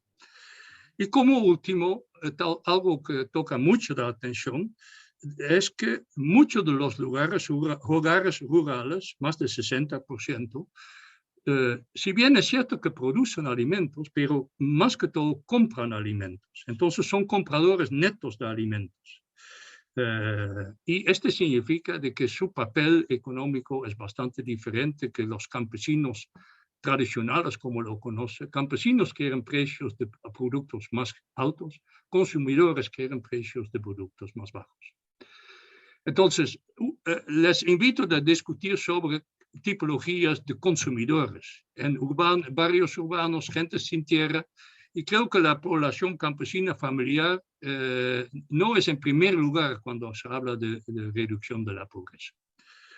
Bueno, el informe de FIDA que hicimos este año a nivel mundial hemos intentado, como Carlos lo ha dicho, presentado para el país de Perú, cómo que está distribuido un poco la estructura de producción. Y para el debate conceptual, pongamos el punto de partida de Chayanov, Carlos lo mencionó también, es muy útil, ¿no? Agricultura familiar, pero definido como unidad de producción y consumo. Pero a la par, hay un crecimiento de ingreso, pongamos, de actividades no agrícolas y asalariado, y hay una creciente vinculación de gente pobre como consumidor, como le he dicho, con alimentos. Entonces, la alimentación de la población urbana no está en manos de la economía campesina, sino que está en manos de un sector mediano de productores bastante comerciales y semicapitalistas, más que campesinos. Entonces, a nivel mundial, 10% de las fincas tiene 15% de las tierras, produce más o menos 30% de la producción agrícola, pero este 30% representa 60% de la oferta comercial de alimentos. Entonces, Ruder, me da disculpa. 4 minutos te quedan más. 4 minutos, por Ya, favor. exactamente, eso es lo Sí. que necesito. Entonces, este se traduce en un problema de asequibilidad, que tal vez es el problema principal, ya no tanto la disponibilidad. En Perú, la canasta básica representa casi una tercera parte del salario mínimo, entonces una familia de 4 personas no tiene suficientes recursos para alimentarse. Y además es una de las canastas básicas más caras del continente. Razones no entiendo y me parece un tema importante de averiguar. Y finalmente, la carga, pongamos, de COVID en Perú ha sido uno de los más grandes de América Latina. Los muertos por cápita son mayores que en Brasil. Y de una u otra manera tiene que ver con la parte del sistema alimentario, a mi modo de ver. Bueno, Carlos ha dicho mucho y de muy buena manera sobre los agentes intermedios, entonces no voy a repetir eso. Solamente uno de los agentes intermedios creo que piensa más que significan para pobreza y nutrición, y que son los agentes, pongamos, que son responsables para la oferta de comidas fuera del lugar. Es muy notable, casi un 30% de los hogares peruanos inviertan dinero para compra de productos de comidas fuera del hogar, tanto en la calle como en la oficina, etc. Es una cifra mucho más elevada que en otros países y normalmente estas comidas no son los más sanas. Finalmente, 2 elementos que Carlos no ha mencionado y sí creo que son importantes. Es el comercio internacional de alimentos, importaciones y exportaciones. En términos de volúmenes no son muy grandes. En el caso peruano, representan entre 5 y 6% hasta 10% del valor del comercio. Pero en términos de su composición son bastante críticos porque el país exporta productos muy sanos, palta, banano, espárragos, mango, mucha vitamina, y el país importa productos como maíz, arroz y alimentos procesados, que son calorías. Entonces, Perú es un país que exporta nutrientes y que importa calorías. Bueno, hay 3 tendencias que lo pueden hablar más tarde, pero que son relevantes en los cambios de los sistemas alimentarios en su país, pero también mundialmente. Tal vez lo más importante es que hay un sector muy importante de productores orgánicos, también en el video se lo mostró, pero un 90% de la producción orgánica se exporta. Bueno, esos son algunos, y esa es mi última lámina, algunas estrategias que internacionalmente se discuten para reducir, pongamos, la desnutrición y la mala alimentación.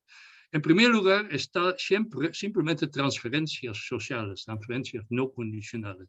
Más de 150 países han aplicado este sistema como respuesta al COVID. Después hay otras opciones, comidas escolares. Muy importante es el empoderamiento de la mujer, donde se lleva a cabo casi todas las decisiones de consumo. Hambre oculta, hay que combatirlo, etc. Como síntesis, se puede decir, y yo estoy sumamente contento con el hecho de que Carlos también se ha referido a eso, es que tenemos que llegar a un nuevo entendimiento del papel del sector agrícola. El sector agrícola no solamente produce alimentos, sino produce a fin de cabo elementos que permiten a las personas de manejar mejor su estado nutricional. Y invertir en nutrición, que es un resumen de nuestra investigación en IFPRI, reduce más que todo los gastos de salud. Entonces, $1 en mejor dieta implica hasta $17 de ahorro en gastos de salud. Entonces, el próximo CEPIA tal vez lo puedan hablar sobre no agricultura de producción, sino agricultura como medicina. Y eso es lo que a mi modo de ver es el futuro también de la agricultura. No se lo puede dejar a las decisiones individuales de consumidores y productores, necesita liderazgo del sector público para llevarlo a cabo. Muchas gracias, Carlos. Pues muchas gracias a ti, Ruber. Realmente nos planteas un reto importantísimo, conceptual y político, ¿no es cierto?, de ver en realidad la inversión en agricultura como una inversión preventiva en la salud pública. Fundamental. Bueno, miren, enfrentamos la siguiente situación. Nuestro límite teórico de tiempo es las 10:30. Podemos pasarnos un poquito, pero no más, porque no podemos perjudicar al siguiente grupo, digamos, al inicio de las mesas de trabajo.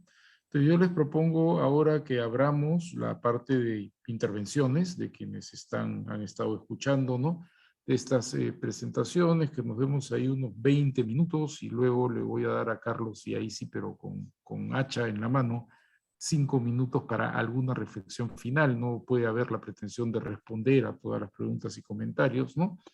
En fin, eso es lo que podemos hacer en los tiempos que tenemos. Les pediría por favor a quienes estén interesados que vayan abajo a la derecha en su pantalla, que busquen el icono de reacciones y ahí van a encontrar el levantar la mano. A las personas que levanten la mano les vamos a ir dando el uso de la palabra, ¿no? Tenemos una primera persona que es Alejandro, ¿no?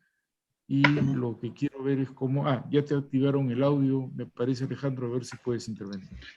Sí, muy brevemente. Agradezco la presentación de Carlos y los comentarios, y quisiera llamar la atención sobre unos cuantos puntos que me parecen importantes para el debate brevemente.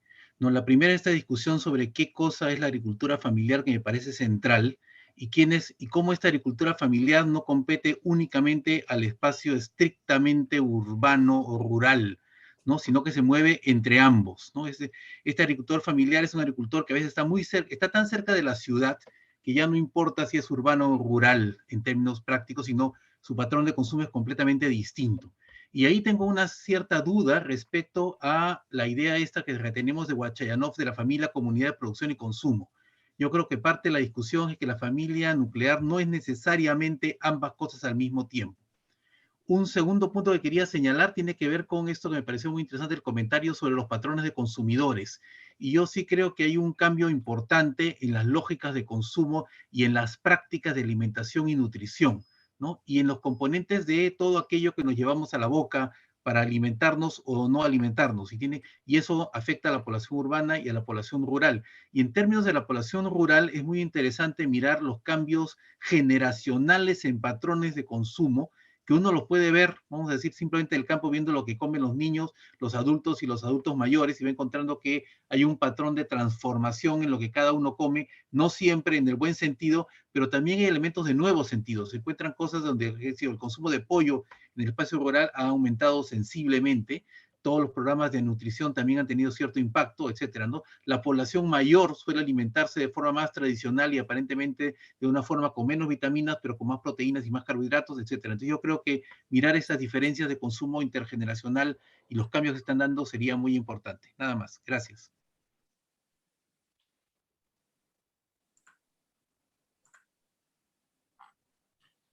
Gracias, Alex. ¿Alguna otra intervención? No veo más pedidos de la palabra. Acuerden, van al icono reacciones, ahí levantan su mano y les damos el acceso, el pase. Si no hay otra, yo aprovecho para hacer un comentario, a ver si eso estimula el debate, y en realidad es como una autoexigencia como sepia, de que al enfoque de Carlos y del intento de ubicar a la familia campesina en el marco de cadenas de valor, donde esa familia campesina es proveedora, ¿no es cierto?, para procesos de agregación de valor, pero también es consumidora final de otros procesos de agregación de valor, todo en el campo alimentario.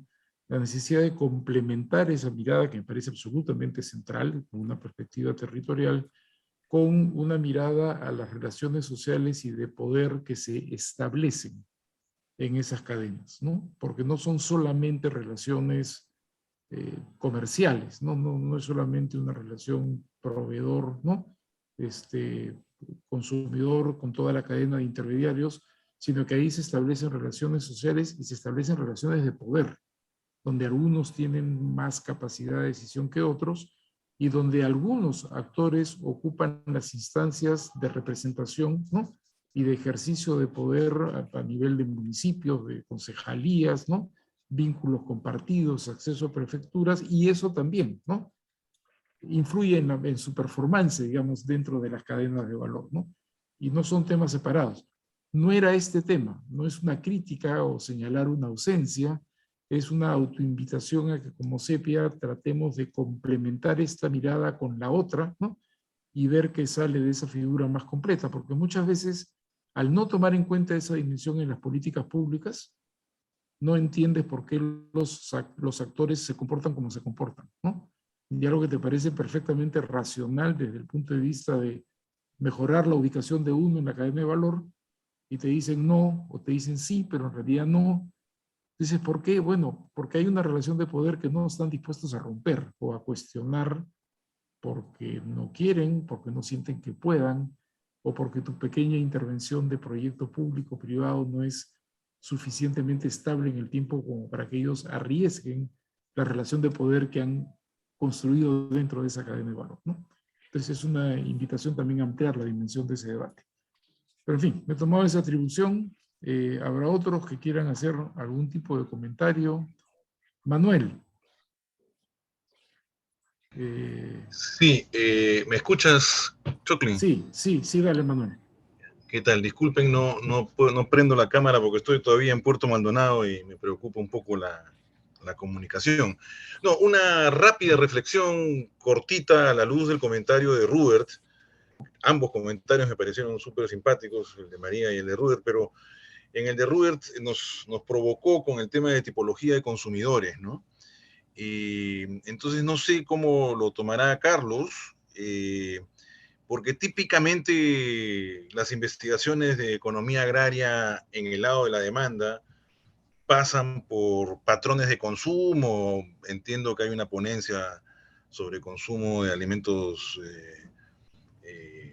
procesados en esta mañana, y también pues estrategias y patrones de gasto, ¿no? Pero nunca he visto, no conozco que los estudios de patrones de consumo y o patrones de gasto conduzcan a una tipología de consumidores, ¿no? Entonces no sé si Carlos ha podido identificar algo de ello, tal como sugirió Rubert, ya sea en su proceso de investigación o incluso en su rápida y expresa experiencia en el ministerio con Marisa y Fico, ¿no? Creo que es fundamental, ¿no? Desde una lógica de sistema agroalimentario, interactuar desde esta lógica de tipología de productores y una mirada muy intensa en las lógicas y estrategias de los productores, con una mirada más intensa en la lógica y estrategia de los consumidores, ¿no? Solo quería resaltar eso y con entusiasmo esperar la opinión de Carlos, ¿no? Un abrazo. Gracias, Manuel. Tenemos ahora a Pedro y después a Ricardo. Pedro, adelante. Sí, gracias. Desde Ayacucho, saludando a todos los presentes. Bueno, como productor, me quedo un poco preocupado por el comentario de Robert cuando dice, Rubert, manifiesta de que mayoritariamente lo que consume la población peruana no es lo que producen los agricultores familiares, sino los agricultores medianos. Y en cuanto a comentario de gente vinculada con procesos de investigación rural, etcétera, decían, y escucho decir, bueno, lo que consume la población peruana, un 70-80%, es producido por agricultores familiares, los que tienen menos de 5 hectáreas. Y entonces por eso es que se canaliza esa producción o los apoyos, se solicitan los apoyos directos para esos agricultores familiares en la condición de desventaja en que se encuentran.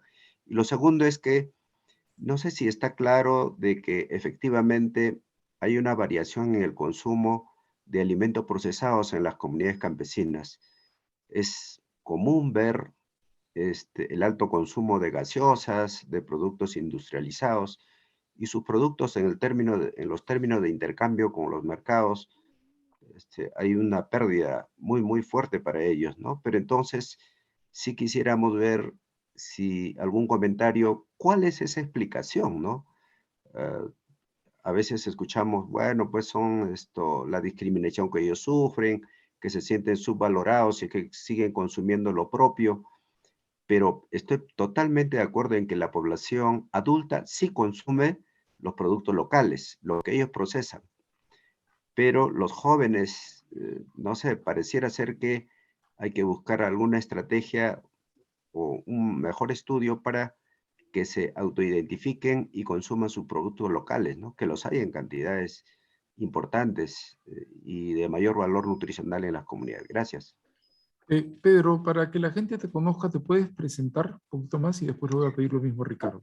Sí, gracias. Bueno, soy Pedro Rivera Sea y trabajo en Chirapa, Centro de Culturas Indígenas. Soy coordinador regional aquí en Ayacucho. Y por el trabajo que realizamos, estamos en comunidades campesinas de Vilcahuamán, en los distritos de Cayara, Guaya y Ajomarca, en Saurama y Huambalpa. Así es que los comentarios que hago es sobre lo que nosotros compartimos con ellos y ciertamente nuestra preocupación va por esa valoración cultural de todo lo que producen, de lo que consumen y la valoración de las semillas locales y las prácticas culturales que ellos realizan a cotidiano, ¿no? De acuerdo, gran trabajo el de Chirapac. Todo el mundo lo conoce y lo respeta. Gracias, Pedro. Ricardo, comienza también por contarnos quién eres y luego haces tu comentario, por favor. Hola, ¿qué tal? Ricardo Fort, investigador principal de GRADE. Gracias al balancista, a los comentaristas, súper interesante y complejo el tema. Mi comentario va a ir sobre todo por un tema que levantó Carlos en particular en la ponencia y que lo he visto también mencionado en el documento, y es este missing middle, ¿no? Esta falta de investigación y de mirada dentro de la lógica de sistemas alimentarios de lo que pasa en el medio entre la producción y el consumo, ¿no? Y es justamente lo que a mí me atrae y me parece más valioso, en todo caso, de la lógica del enfoque de los sistemas alimentarios, es que se está poniendo más énfasis en entender de manera integral cómo llegan los productos al consumidor final y los efectos que esa interacción tiene. Y en el caso del Perú en particular, pues nos debería ayudar a hacer esa conexión de la que hablamos en CEPI hace mucho tiempo, que es la cada vez mayor integración entre el mundo rural y el mundo urbano, ¿no? Y justo ese medio, esa bisagra, pasa en gran medida por los sistemas de comercialización de alimentos hacia las ciudades, ¿no? Del campo a la ciudad. Y yo creo que, o sea, no soy tan de acuerdo con que hay todavía un hueco ahí. O sea, creo que cada vez más, por fin, digamos, en los últimos años, hay intentos desde la investigación y desde el sector público por abordar esos problemas y entender mejor el funcionamiento de cómo llegan los alimentos a las ciudades, sobre todo para las zonas y en las personas más vulnerables, más pobres, en la periferia de la gran mayoría de las ciudades, que son, como ha mostrado Ruber, por ejemplo, los que tienen mayores problemas aún de pobreza, desnutrición, obesidad, ¿no? Entonces, entender en particular los procesos tradicionales, el mercado mayorista, el mercado tradicional de barrio, cómo funcionan, cómo se pueden mejorar. Creo que hay un espacio enorme para políticas que, como digo, a través del Censo Nacional de Abastos que se hizo hace unos años con el INEI, con Produce ha tratado de hacer políticas al respecto para mejorar mercados. Hay una mesa ejecutiva de mercados de abastos instalada en el MEF que creo que no funciona muy bien, pero habría que mirarla. Entonces, tanto para la ponencia de Carlos como para Sepia, creo que es un espacio a mirar a futuro con mayor detalle y que nos ayudaría además a acercarnos a esta propuesta que siempre hacemos de entender mejor las conexiones rural-urbanas, ¿no? Gracias. Gracias, Ricardo. ¿Tenemos alguna otra pregunta? Hay una respuesta de Ruber. Les sugiero mirar el chat, ¿no? Entonces, Ruber respondió a Pedro, yo me metí también, Pedro ha vuelto a comentar. Ese es también un camino para ir conversando en paralelo. Cris. y después Diego Alberto. Hola, ¿me escuchan bien? Sí, Cris, dale, preséntate rapidito y luego tu comentario, intervención. Gracias. Chris Boyd. Soy candidata a doctora en Economía Aplicada en la Universidad de Minnesota y he sido muchos años investigadora del IEP. Gracias, Carlos, por la presentación. Estaba pensando un poco cómo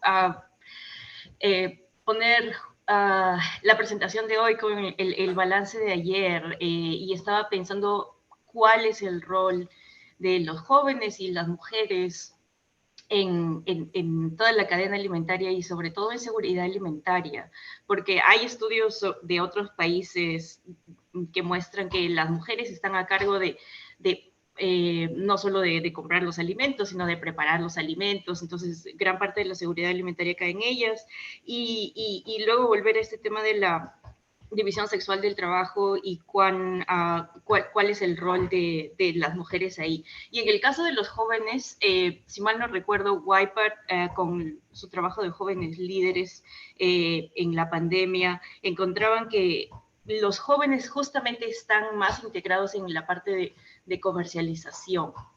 Pero aparte de ello, sí es cierto, estoy de acuerdo en que no hay un estudio como a nivel nacional para saber cuál es el estado de quiénes son los que comercian en la agricultura. Nada, quería saber si Carlos, has incluido en el estudio o es posible que incluyas parte de este rol de mujeres y jóvenes en las cadenas alimentarias. Gracias. Gracias, Cris. Miren, son las 10:30 y entonces por respeto a los que vienen después, porque esta era nuestra hora límite, yo creo que lo dejamos ahí. Hay un par de comentarios más en el chat que pueden mirar. También algunos de estos temas están retomadas en las mesas de trabajo. Te sugiero mirar bien el programa, ver las mesas de trabajo y ver en cuál se van a tratar temas, ¿no?, que quizás no vayan a poder ser respondidos en una intervención final de Carlos. Entonces, Carlos, nuestro balancista, 5 minutos, por favor, y ahí sí te ruego que sean 5 minutos porque después la gente va a entrar a las mesas de trabajo. Gracias. Muchas gracias, Carlos. Primero, muchísimas gracias a todos los comentaristas, en particular a Roberto y a María. Bueno, lo que quería comentarles rápidamente es que sí me ha gustado mucho digamos, la discusión que ha planteado Robert en particular, y la manera en la que se propone además esta idea de la tipología de consumidores, que me parece que es algo importante. Lo mencionó también de alguna forma Manuel, y yo creo que ahí hay muchas posibilidades de incorporarlo. No hay mucho, o sea, yo no he podido encontrar nada en la literatura alrededor de eso, pero me parece que es un espacio interesante y es una de las cosas que se podrían proponer como parte de esta agenda. Creo que la entrada desde el tema nutricional, el tema alimentario, es una entrada que le falta al balance desde ese ángulo. Hay algunas cosas que se tocan, hay algunas cosas que hemos tratado, no les he podido presentar, se imaginan que ni siquiera pude con mis 40 minutos, pero que están ahí contenidas en el documento, y hago referencia a algunos estudios de López de Romaña, por ejemplo, y otro de Farfán, una en Amantaní, recuperando los estudios previos de, si no me equivoco, Gascón en el 88, y también el estudio de Farfán en el Valle Sagrado, que dan cuenta un poco también de cómo esta nueva ruralidad de alguna manera como empuja a los agricultores, si bien a tener nuevos ingresos, también a consumir nuevos alimentos, nuevos tipos de alimentos y a sustituir dietas.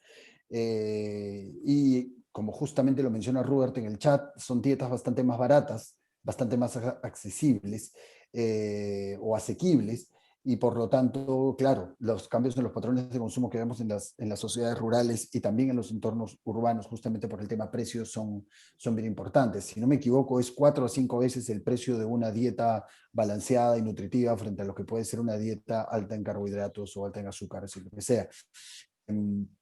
Entonces hay un tema de asequibilidad y eso abre una puerta enorme también para toda la discusión sobre esta suerte de entornos habilitantes, ¿no? La idea de entornos habilitantes que de alguna forma estaba proponiendo era una idea de tratar de generar en ese entorno oportunidades e incentivos, no solamente para los agricultores familiares, sino para todos los actores de la cadena que mencionaba también Ricky.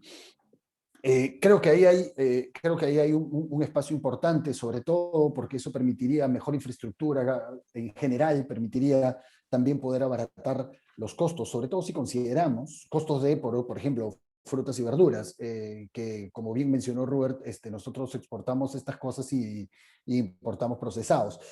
El abaratamiento de estos productos por mejor infraestructura sería increíble, sobre todo si consideramos de que en un estudio, y ahora no tengo el nombre en la cabeza, me van a disculpar, pero es un estudio reciente, el año pasado, que se habla de que fue financiado por la FAO, que aproximadamente el 47% de los alimentos que se producen se pierden o se desperdician. Y eso es un dato importantísimo. ¿Se imaginan ustedes la repercusión en precios? Si yo compro finalmente, sabiendo que se va a perder una cantidad importante, ¿cuánto más se puede recuperar en precio para los agricultores? ¿Cómo podría afectar eso también a la estructura de precios a través de estos productos que pueden ser más asequibles? Importantísimo la idea de los mercados de abastos, que también mencionaba Ricardo, es una de las cosas que me ha quedado pendiente y lo voy a incorporar definitivamente, porque de esto sí hay por lo menos 2 o 3 documentos de los que yo soy consciente, y haciendo caso también a Cris, que yo creo que ahí también, si bien algunas cosas se ponen en la ponencia, quizás sea necesario poder redondear en algunos de estos puntos, en particular el tema de las mujeres y los jóvenes, porque justamente esta idea de estas políticas que jalan hacia la agricultura familiar son estos agentes intermedios que digamos, componen a una gran, o están, digamos, integran una cantidad importante de jóvenes y mujeres, mucho más que de hombres adultos, digamos, ¿no? Entonces es un espacio muy importante y que quizás requiere de resaltarse un poco más. Finalmente, creo que para responder también un poco a lo que menciona Carlos, sí, es cierto que estas relaciones sociales y de poder son fundamentales. De alguna manera los toco también en el momento de describir un poco cuáles son la estructura de los sistemas alimentarios. Como bien lo mencionó Robert, 3 empresas dominan el 60% de toda la industria alimentaria. Entonces, evidentemente, las asimetrías de poder son fortísimas. Lo vemos, pues, con el breve paso que tuve por el Ministerio de Agricultura, a ver, poner a Gloria ahí a discutir, era una cosa que se logró, dicho sea de paso, se llegó a lograr, estuvo en la misma mesa de los gremios, pero sin embargo también es bien complicado, ¿no? Es una suerte de... Ahí las asimetrías de poder son terribles, y ahí hay cosas que definitivamente se tienen que hacer y definitivamente marcan los comportamientos. Esto es una suerte de factores externos en el contexto de sistemas alimentarios que marcan y definen los comportamientos de todos estos actores alrededor, y que sin ello no se puede hacer mucho. Realmente totalmente de acuerdo con lo que mencionas, y creo que la invitación que haces me da en esta revisión que me toca hacer de ver la posibilidad de también incorporarlo de una manera un poco más quizás saltante, porque sí es un elemento central. Dicho sea de paso, estoy haciendo con Raúl Asensio y con Mario Burneo un trabajo justamente sobre transformaciones rurales y estructuras de poder. O sea, es claro que ahí hay un elemento muy, muy importante. Nada, no me quiero exceder en el tiempo, ya estoy. Agradezco muchísimo los comentarios, creo que van a enriquecer mucho, y una disculpa por el exceso del tiempo, que si vieron que corría hacia el final, obviando algunos temas que me parecían importantes. Pero bueno, está ahí para que lean el borrador, que dice bien claro borrador, por favor. Gracias a ti, Carlos, y por lo que anuncias, creo que ya tenemos ponencia central de balance para el próximo CEPI, la dimensión social y de poder de las cadenas de valor. Sería buenísimo ver a todo lo largo de la cadena. Gracias, María, gracias, Robert, enormemente por su participación, por los comentarios. Gracias al CEPIA por darnos a todos la oportunidad y por seguir existiendo. Es una institución extraordinaria, no tiene paralelo en el Perú, es un voluntariado que ya dura 40 años o algo así, increíble. Entonces los invito a que cada uno, de acuerdo al programa, se ubique en la mesa que más le interesa, que deben estar a punto de comentar. Por mi parte, muy honrado porque me hayan pedido tener este rol, espero haberlo hecho con algún nivel de eficiencia, ciertamente ha sido un placer. Buen día, chao. Muchísimas gracias a todos. Un gusto.